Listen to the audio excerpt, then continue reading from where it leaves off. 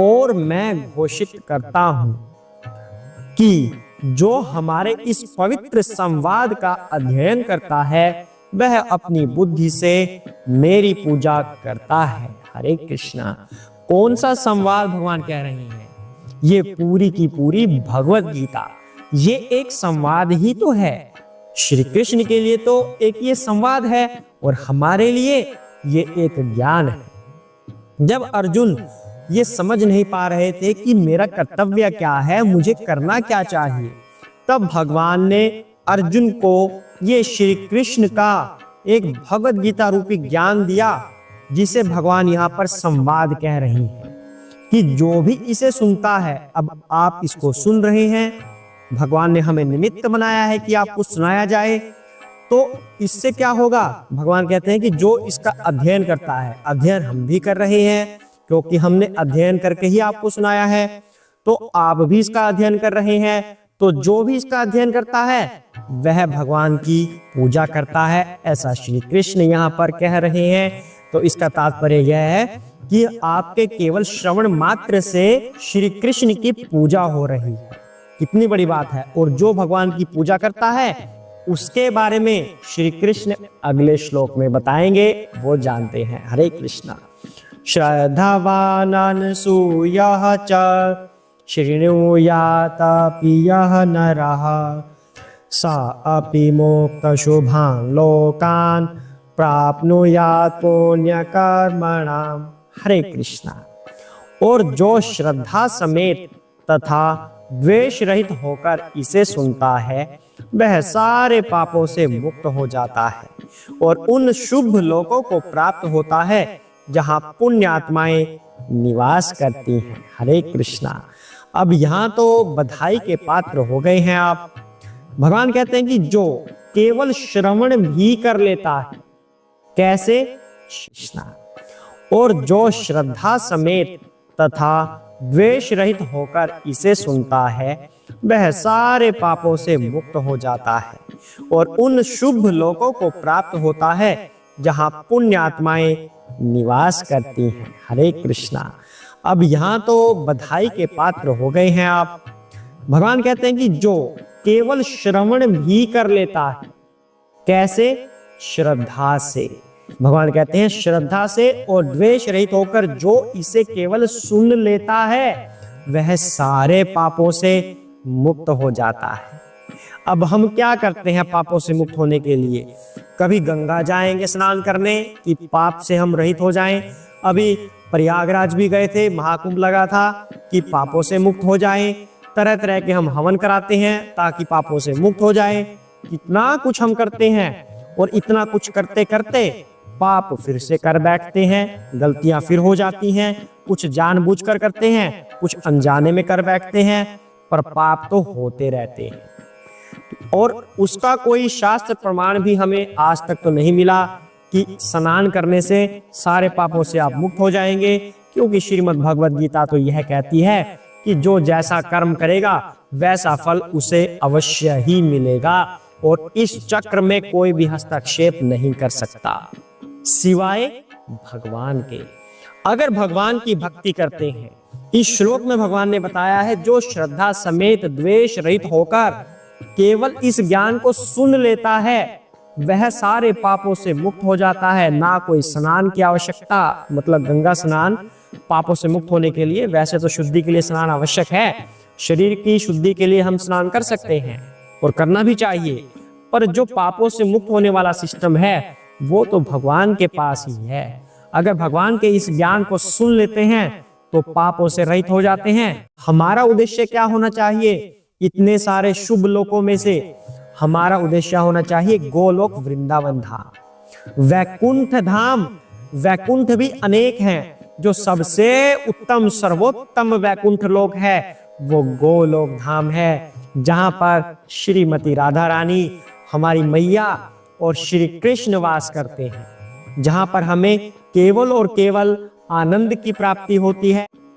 हे पितापुत्र, हे धनंजय, क्या तुमने इस शास्त्र को एकाग्र चित्त होकर सुना और क्या अब तुम्हारा अज्ञान तथा मोह दूर हो गया है? हरे कृष्णा। भगवान ने अब पूरा का पूरा ज्ञान अर्जुन को दे दिया है। अब इतना सारा ज्ञान देकर आम व्यक्ति तो थक जाए कि भाई बस बहुत दे दिया ज्ञान, बाकी कल देखेंगे। ऐसा थोड़ी ना कि बस अब तो मैंने ज्ञान दे दिया, मैं दोबारा नहीं बताऊंगा। भगवान अभी भी पूछ रहे हैं अर्जुन से कि क्या तुम्हारा अब अज्ञान समाप्त हुआ? अगर नहीं हुआ तो बता दो, मैं दोबारा से फिर देने को तैयार हूं। ये भगवान है, कोई आम टीचर नहीं है कि एक बार मैं थक गया भाई कल देखेंगे। नहीं, अब तो मैंने बता दिया, अब तो सेल्फ स्टडी करो बस, अब और नहीं मैं बताऊंगा, एक बार बता चुका हूं। ऐसा नहीं, भगवान तो अभी भी तैयार है। जब तक अर्जुन को समझ ना आए तब तक भगवान ज्ञान देने के लिए तैयार हैं और पूछ रहे हैं अर्जुन से कि क्या तुम्हारा मोह दूर हो गया है। और भगवान अर्जुन के माध्यम से हमसे भी पूछ रहे हैं। इतनी बड़ी भगवत गीता आपने श्रवण की है, अध्ययन किया है, और हम इसके बिल्कुल अंत में पहुंच गए हैं, संपूर्णता के पास पहुंच गए हैं कि क्या हमें ये भगवत गीता का ज्ञान समझ आया या नहीं आया। श्री कृष्ण ऐसे पूछ रहे हैं। अगर तो भगवान ने इस श्लोक में एक बात और कही है कि क्या एकाग्र चित्त होकर सुना। ऐसे नहीं कि बस वीडियो प्ले कर दी और सुन लिया, जी ठीक है जो आपने बोल दिया और हमने सुन लिया और सुना है नहीं, मतलब हृदय में उस ज्ञान को बिठाया नहीं, बस सुन रहे हैं पर ध्यान कहीं और है। एकाग्र चित्त होकर अगर सुनेंगे तब पाप दूर होंगे। ऐसे नहीं कि भाई इनकी प्रभु जी की भगवत गीता आती है, वीडियो प्ले कर दो, चलो हमने सुन लिया, खाना खा रहे हैं मजे से, कहीं और बातों में ध्यान हो रहा है, उसने आवाज दे दी उसके पास चले गए, उसने आवाज दे दी उसके पास चले गए। हाँ भाई हमने वीडियो तो प्ले कर रखी है फोन में या टीवी में, हम तो सुन रहे हैं, हमारे पाप तो खत्म हो गए। ऐसे नहीं, एकाग्र चित्त ये भी भगवान ने बोला है। बिल्कुल सब कुछ छोड़ छाड़ कर बिल्कुल एकदम से एकाग्र चित्त होकर ये ज्ञान तुमने सुना है या नहीं, ऐसा भगवान पूछ रहे हैं। हे कृष्ण, अर्जुन ने कहा हे कृष्ण, हे अच्युत, अब मेरा मोह दूर हो गया। आपके अनुग्रह से मुझे मेरी स्मरण शक्ति वापस मिल गई।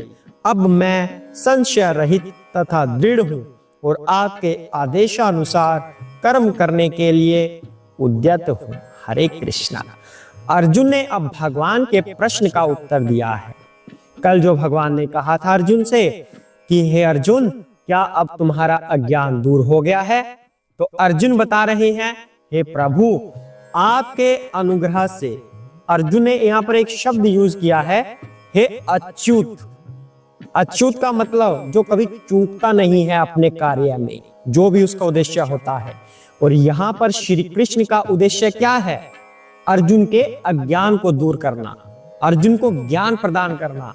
तो अर्जुन ने अच्युत यहाँ पर बोला है, इसका मतलब है कि भगवान अपना कार्य पूर्ण कर चुके हैं। जो भगवान ने अर्जुन का अज्ञान दूर करना था वो भगवान ने कर दिया। इस बात की पुष्टि अर्जुन कर रहे हैं, हे अच्युत, ऐसा बोलकर कि आपके अनुग्रह से और आपके आदेशानुसार मैं कर्म करने के लिए अब उद्यत हूं। आपने यहाँ पर अर्जुन कहते हैं कि आपके आदेशानुसार, जबकि भगवान ने एक दो श्लोक पहले ये बोला था कि तुम अब कर्म करने के लिए फ्री हो, मैंने तुम्हें अपना ज्ञान दे दिया, अब जो तुम चाहो वैसा करो। भगवान ने उसे स्वतंत्र कर दिया था, लेकिन अर्जुन यहाँ पर कह रहे हैं आपके आदेशानुसार। अब इसका क्या मतलब हुआ? अब भगवान तो हमें फ्री कर देते हैं कि कर्म करने के लिए सभी स्वतंत्र हैं।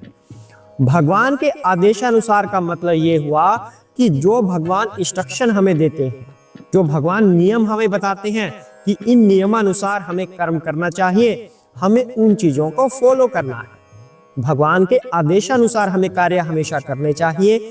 आदेशानुसार का मतलब यही है कि हम स्वतंत्र हैं, पर हमें अपनी स्वतंत्रता किस चीज में दिखानी है? अपनी मनमानी ढंग से आचरण करने में नहीं। जो भगवान ने नियम बताए हैं उन नियमों के अनुसार कर्म करना, उसके लिए हमें अपनी ये स्वतंत्रता प्रयोग करनी है। संजय ने कहा, इस प्रकार मैंने कृष्ण तथा अर्जुन इन दोनों महापुरुषों की वार्ता सुनी और यह संदेश इतना अद्भुत है कि मेरे शरीर में रोमांच हो रहा है। हरे कृष्णा। अब आपको ये बात तो पता ही है कि भगवत गीता की शुरुआत हुई कैसे थी। सबसे पहले धृतराष्ट्र और संजय बैठे हुए थे। धृतराष्ट्र ने आरंभ में बोला था, हे संजय, मेरे और पांडवों के पुत्रों के बीच में युद्ध भूमि में क्या हुआ, ऐसा धृतराष्ट्र ने बोला था। तो ये पूरी की पूरी भगवत गीता संजय श्री कृष्ण से सुन सुनकर, मतलब उनको दिव्य दृष्टि मिली थी व्यास जी से संजय को, कि वो युद्ध स्थल पर देख पा रहे थे कि क्या क्या हो रहा है। जो ये पूरी भगवत गीता हुई थी, ये अर्जुन के अलावा भी तो सुनी गई थी। बाकी सब लोग तो स्थिर हो गए थे, लेकिन संजय सुन रहे थे सब कुछ। संजय को दिव्य दृष्टि मिली थी। तो संजय अब उस बात का उत्तर दे रहे हैं जो धृतराष्ट्र ने पूछा था आरंभ में कि क्या क्या हुआ। संजय अब बता रहे हैं कि मैंने श्री कृष्ण और अर्जुन का संवाद सुना, और यह एक ऐसा संवाद है जिसको सुनकर मेरे शरीर में रोमांच हो रहा है। हरे कृष्णा। अब यहाँ पर एक बात हमें पता चल रही है, हम सब ने भी ये भगवत गीता सुनी है। लगभग 99% हो चुकी है, 1% ही बचा है। तो 99% भगवत गीता हमने भी सुन ली भगवान से। तो क्या हमारे शरीर में रोमांच उत्पन्न हो रहा है? होना चाहिए। तो फिर दोबारा से सुनिए, फिर से पूरी भगवत गीता सुनिए, और अच्छे से सुनिए, पूरे डिटर्मिनेशन से, कि मैं पक्का इरादा करके दृढ़ संकल्प लेकर बैठा हूं कि मैं बहुत ढंग से पूरी भगवत गीता सुनूंगा, और अच्छे से सुनूंगा, समझूंगा सारी भगवत गीता को, और उसका अनुसरण भी करूंगा। अवश्य ही पापों से मुक्ति मिलेगी। और अगर आपने अभी सुन ली है तो आप पुण्य के भागीदार बन चुके हैं, भगवत धाम के भागीदार बन चुके हैं।